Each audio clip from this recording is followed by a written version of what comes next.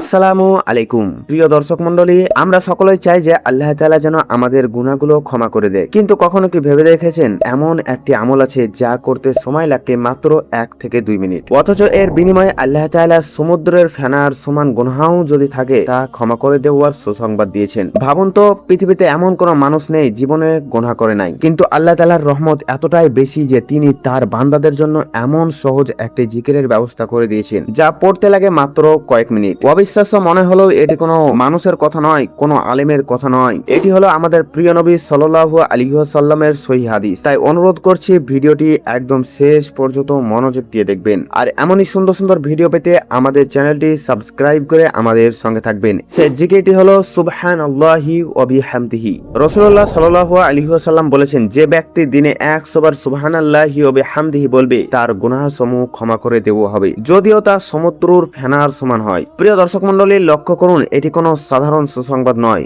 স্বয়ং রাসূল সাল্লাল্লাহু আলাইহি ওয়াসাল্লাম এই ফজিলতের কথা জানিয়েছেন। মাত্র একটি ছোট জিকির, কিন্তু এর প্রতিদান কত বিশাল। তাই আজ থেকে প্রতিদিন অত্যন্ত 100 বার সুবহানাল্লাহি ওয়া বিহামদিহি পড়ার অভ্যাস করে তুলুন।